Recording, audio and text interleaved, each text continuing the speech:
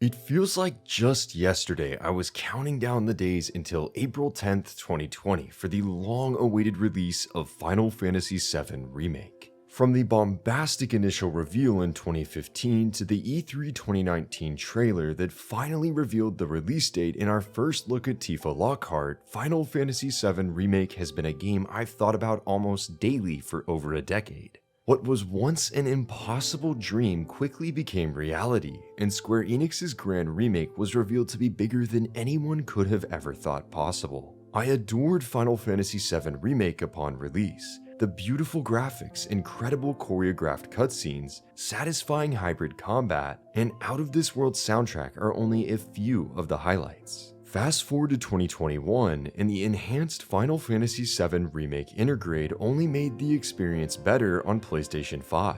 It's been over 4.5 years since that release, and at last, Intergrade is making the jump to new platforms. Over 300 hours played and 5 copies later, I feel as strongly about Remake as I did at launch. I mean, for crying out loud, I bought a PlayStation 4 just for this game. With Final Fantasy VII Remake Intergrade finally hitting Nintendo platforms with the Nintendo Switch 2 release, I finally have the chance to look back at one of my favorite games ever. I never had the chance to review either Final Fantasy VII Remake or Final Fantasy VII Remake Intergrade.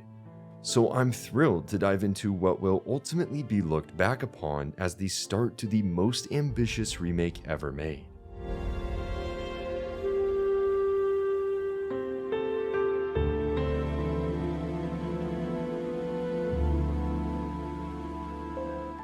As the first game in a trilogy of remakes, Final Fantasy VII Remake will likely always be the most interesting. The game takes what was only the first 5 hours of Final Fantasy VII and turns it into a 35-hour epic, vastly expanding upon the city of Midgar. As one of the original game's most iconic locations, this expansion is much appreciated and truly makes you sit in awe at the scale of this city. Midgar, the steel city powered by 8 gigantic Mako reactors, is the ultimate showcase of the Shinra Electric Power Company. The city is comprised of 8 different sectors, each with a plate level that sits atop massive floating metal plates, and the residences that sit beneath the plates referred to as the Undercity or slums. And of course, Midgar would not be the city that it is without the iconic Shinra Electric Power Company HQ sitting right in the middle of it. Life for those on the plate and those under it could not be more different. Many of those who work for Shinra live on the plate in addition to wealthy individuals, politicians, and elites. Up there, the streets are clean, monsters are nowhere to be seen, and security is aplenty. However, those under the plate, be sure to check out our video series of the same name, have vastly different lives. In the Undercity, there is no direct sunlight. Thanks to the metal pizza in the sky, slum residents rely on Shinra's sun lamps, which produce artificial light due to there being no direct sky over the slums. Crime runs rampant across many of the sectors, and most residents are living in poverty or barely getting by. Residents aren't even guaranteed clean air or water due to the vents and runoff from Mako reactors. Shinra's touch is everywhere, and Final Fantasy VII Remake makes that apparent from the get-go. Each of the city's 8 sectors is vastly different, with Remake showcasing many of these throughout its runtime. While all sectors share the same characteristics of one plate, one Undercity, and one Mako reactor, they could not be more different. Take Sector 7's Undercity, home to 7th Heaven and much of our cast. This area is filled with many in the working class, which is a stark contrast to Sector 6's Undercity, home to the lawless area known as Wall Market. Although we're limited to one city in Final Fantasy VII Remake, the sheer size of it makes for a grand and memorable setting that never gets boring. Everything about this game ties into Midgar, with each environment not only reinforcing the game's themes, but making them stronger in the process. Considering its unbreakable ties with Shinra, this city is at the heart of every conflict our party faces, starting with a good old bombing run that is as iconic as it gets.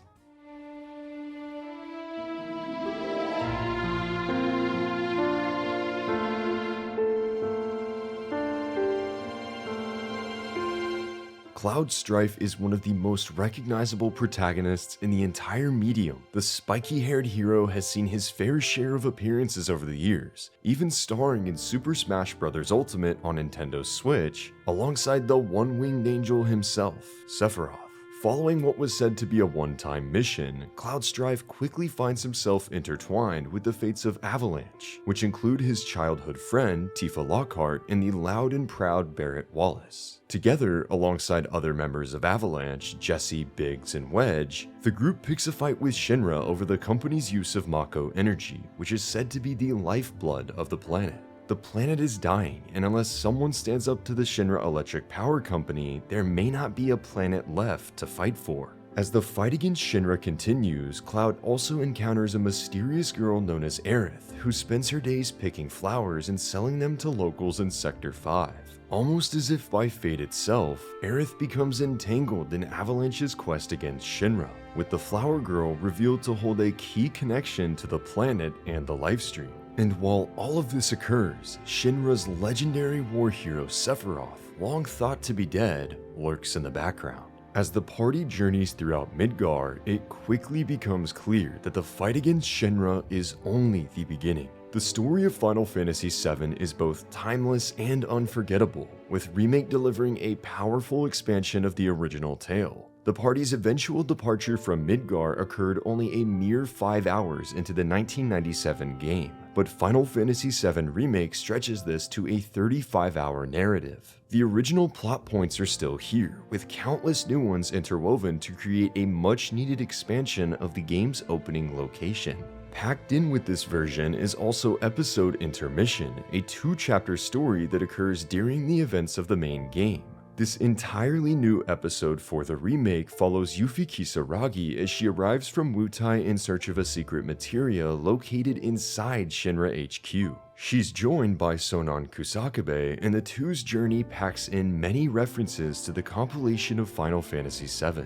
Even if you're jumping in for the very first time, Final Fantasy VII Remake has everything any player needs to understand and become invested in its world and characters. I've had multiple friends jump in with no prior knowledge of Final Fantasy, only to walk away interested in playing more entries in the series. Remake's recreation of original content and expansion of brand new content are both amazing from beginning to end, with a narrative that will make it quite hard to put down your Joy-Cons or Pro Controller. Pacing is an issue many felt strongly about at release, and though the story can slow down, I thoroughly enjoy all of it as a gigantic fan of Final Fantasy VII.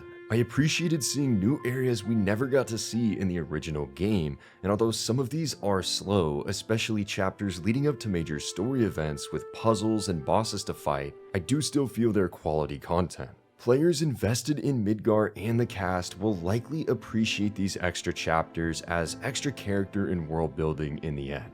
Naturally, a story is only as good as its characters, and Final Fantasy VII Remake only made one of my favorite casts of characters ever stronger. Since the original game on PlayStation 1 did not have voice acting, these iconic opening moments resonate like never before with the phenomenal voice talent in-game. The character writing is also fantastic, with every member of the party an absolute joy to experience. Cloud Strife starts out with little care for anything beyond his pay for participating in Avalanche's bombing run, but by the end of the game, he begins to soften as he spends more time with the others and the fight against Shinra rages on. Barrett Wallace is as passionate as can be about saving the planet and stopping Shinra, and his ambition to care and be there for his daughter Marlene is evident in everything he does. Tifa Lockhart's compassionate nature shines as she constantly looks out for everyone around her, while Aerith Gainsborough brings warmth and cheerfulness to the party despite her tragic past. Every character you meet and encounter is interesting, with even smaller ones like Leslie Kyle offering endearing character arcs to discover.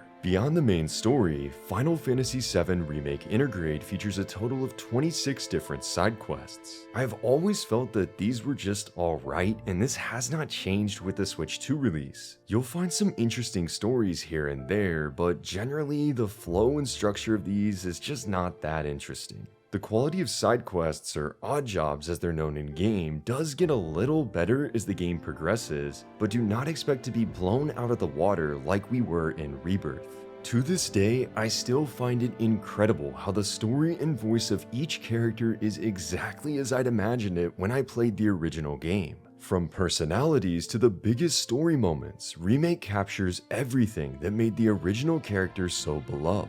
I could go on for days about just how much I love each of these characters, but if anything, know this. This is one cast you will not be forgetting anytime soon. There is so much to love here. New players will encounter this amazing cast of characters and world for the first time, and returning players will notice all kinds of nods to the compilation of Final Fantasy VII. There is truly something for everyone, and that rings especially true with the combat system as well.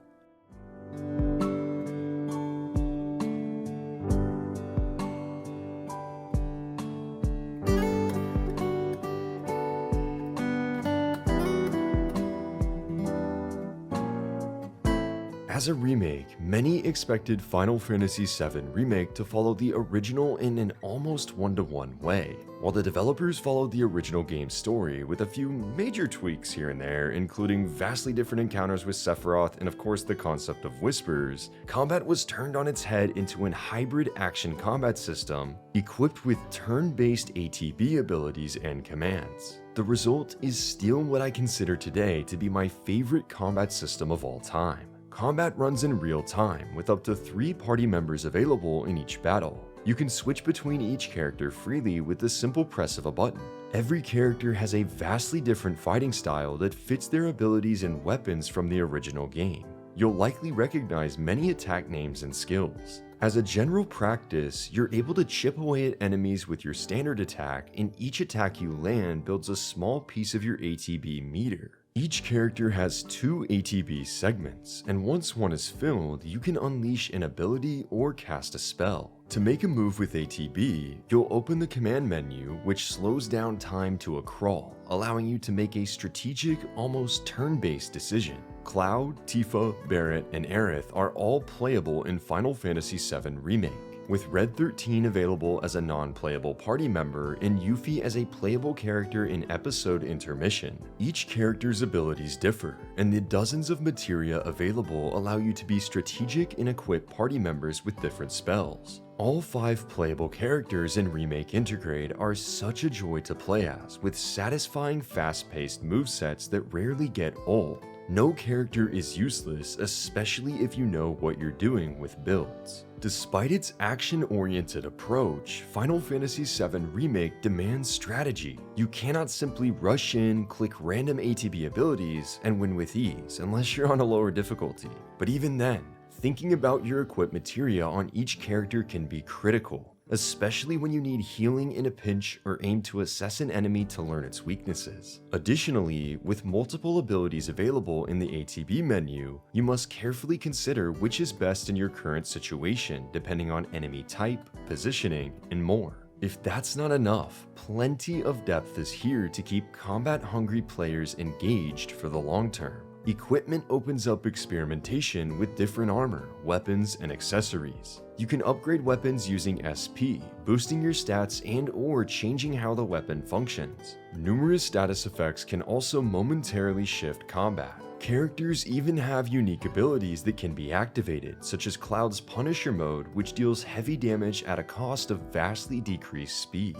By far, the biggest room for customization lies with the materia system. It's almost exactly as you remember with the original game, with many different materia to mix and match. Weapons and armor pieces have a select number of materia slots, so depending on your build, you can leverage more materia and build more powerful characters. While standard magic materia, green, allow you to cast spells, support materia in blue can be linked to a magic materia to enhance its abilities. This can mean linking an elemental materia to a fire materia to imbue your weapon with fire. Considering there are 49 different types of materia, it's easy to see how you can invest dozens of hours into experimenting with different builds. It is a blast trying out different combinations and seeing how fast you can take down certain bosses or clear specific chapters. Throw in an independent materia like HP up to vastly buff Cloud's HP, or use a command materia like enemy skill to utilize attacks previously dealt by foes. Summon materia is a blast to watch too, with a handful of iconic Final Fantasy VII summons included in Remake. The beautiful thing about Final Fantasy VII Remake's combat system is how it borrows from so many of Square Enix's games. Undoubtedly, this system has every element that made the original so memorable, like materia and ATB.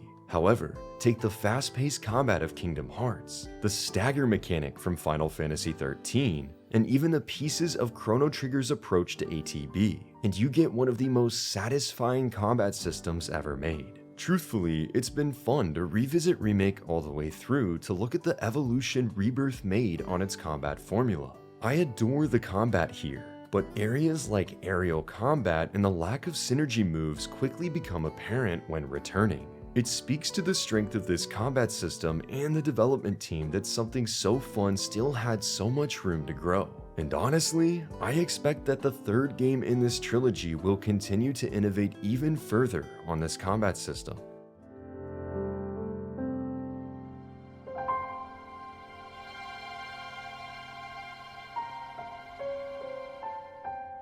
Now for the question you've been waiting for. How does Final Fantasy VII Remake Intergrade run on Nintendo Switch 2? All in all, this is a commendable effort by Square Enix, with Switch 2 acting as a more than worthy place to experience the first chapter of this remake trilogy. You will have no problem experiencing this gigantic RPG in full on the go.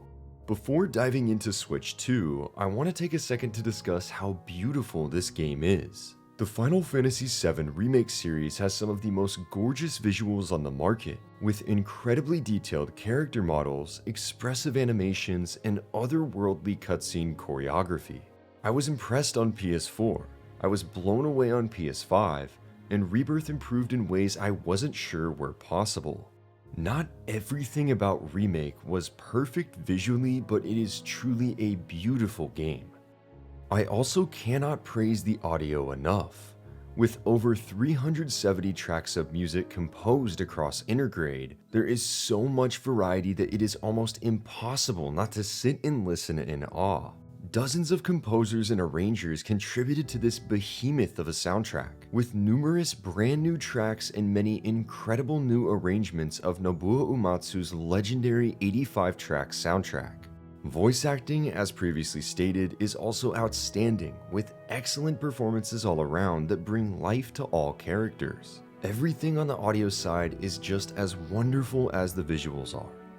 Right from the opening chapter, it is clear that Square Enix put immense work into this Switch 2 port. It's impressive just how often it looks like its PS5 counterpart, especially with cutscenes.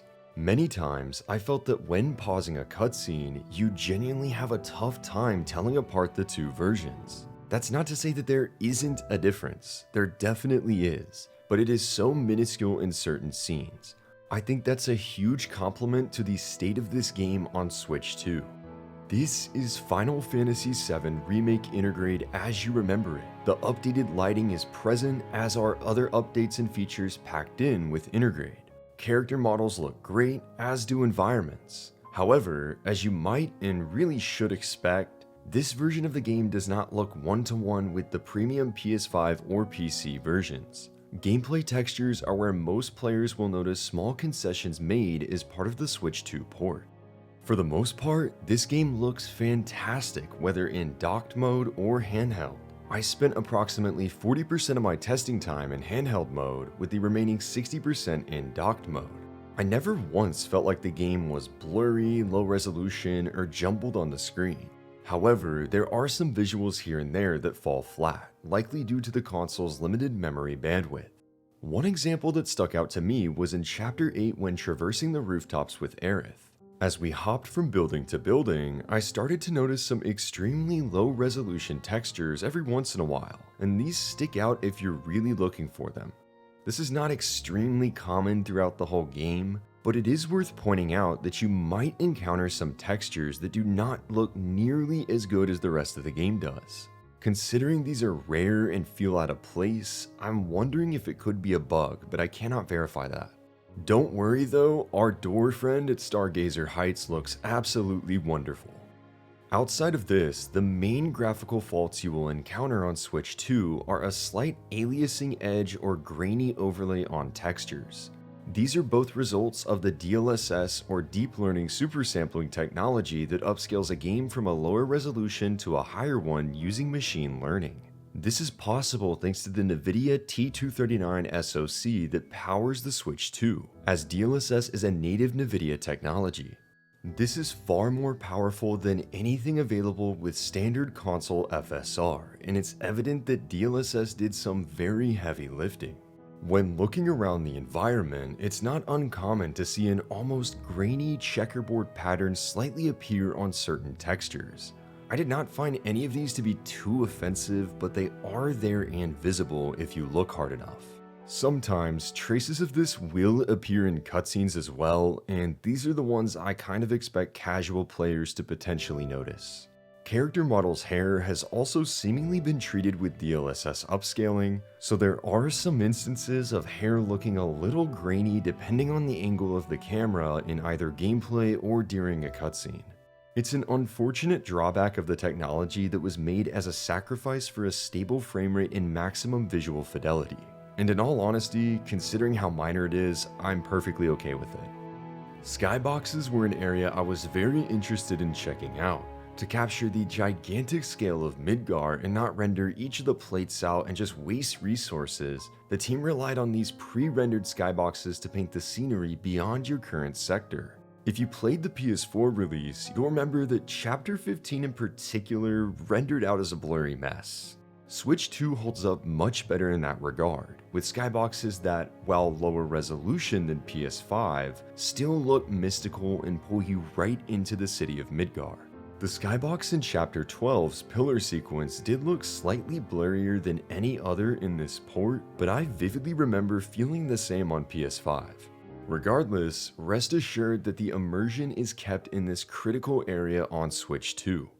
A big concern many had was the frame rate. Square Enix revealed early on that the port would be locked to 30 FPS, and that soured some fans' expectations. However, after digging deep and trotting all over Midgar, this 30 FPS experience feels absolutely fantastic. It is remarkable what good frame pacing can do, and the lack of any major issues there leaves this port feeling great all around. I was able to verify a consistent locked 30 FPS on docked mode using the frame rate analysis tool TRDrop in my testing, with over 10 minutes analyzed without a fault. If you're planning to play with your Switch 2 docked, at least from my testing, you should not expect to run into any issues regarding frame rate whatsoever. Regarding handheld mode, I did not run into any major frame rate issues, but unfortunately, since I do not have the means to test handheld frame rate directly, I cannot verify 100% that there are no potential issues with any area of this port in handheld mode. Still, my experience was incredibly positive in portable mode, and the takeaway here is expect near flawless performance overall. Beyond visuals, one area I want to give a huge shout out to Square Enix on is audio. On Nintendo Switch, it felt like we often got ports or games that compressed audio due to cartridge size or in an effort to reduce memory bandwidth. Final Fantasy VII Remake Intergrade sounds phenomenal on the system, let me tell you. I was thoroughly impressed with the audio quality on handheld in particular, with voices sounding incredibly prominent in music as crisp as it is in the official soundtrack. It's great to see a huge RPG like this released on the Switch 2 without any compromise in audio quality, and it makes me hopeful that this is the new norm moving forward. Overall, I think the Switch 2 is a great place to play Final Fantasy VII Remake Intergrade. Sure, There are some grainy bits and lower quality textures here and there due to the use of DLSS and some optimization, but I personally was not expecting this port to blow the PS5 out of the water, heck even match it. I wanted a port that allowed me to play this game on the go without a massive visual fidelity decrease, and that is exactly what we got. If you were expecting a one-to-one experience with PS5 or PC, I'm not sure what to tell you. Even with its upgrades, the Switch 2 still has far less memory bandwidth than the PlayStation 5. The result here for Final Fantasy VII Remake Intergrade is impressive. Admittedly, I would be interested to see the development team attempt to implement a 40 FPS mode similar to Cyberpunk 2077, but it's not something that needs to happen for this port to be enjoyable. It's great the way it is, and honestly, I wouldn't sacrifice the visual fidelity we got for a higher frame rate if we had the option. Perhaps we get a patch that irons out a few of the DLSS-focused issues or one-off textures, but it wouldn't change my view of the result we have today. Nintendo Switch 2 owners should walk away satisfied with the experience provided here. The gameplay is smooth as butter, the cutscenes look excellent, the audio is crisp as can be, and the visuals are leagues above anything we got on Nintendo Switch. Personally, I think there is a lot to look forward to with Final Fantasy VII Rebirth, especially due to the team having one game under its belt now on the console. There's a chance it might look even better in certain areas.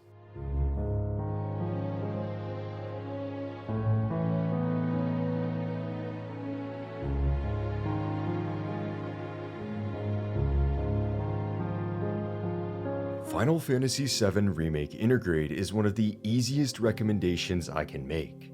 It's a tremendous RPG packed with content that will easily last you over 100 hours, featuring an incredible cast of characters, an engaging narrative, and combat you can still experiment with years later. I cannot recommend this enough to new players and even those who've never played an RPG before. The same goes for returning players simply aiming to grab this game for their next road trip. It's a blast on the Switch 2. This port is not perfect, but it is everything I hoped for, a reliable way to experience Intergrade on the go without sacrificing its pristine visuals, cutscene, gameplay, and music. And this port is exactly that.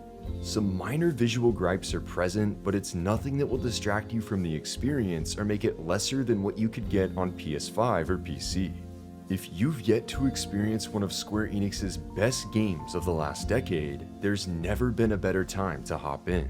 After all, Final Fantasy VII Rebirth is due out on Nintendo Switch later on, and the release of the final game in the trilogy is surely not far off. Time is running out to hop on this unforgettable ride before it becomes all but a memory. Don't wait to punch your ticket.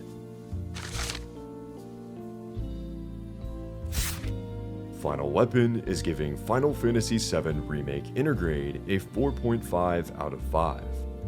Square Enix provided a Nintendo Switch 2 copy of Final Fantasy VII Remake Intergrade for review purposes.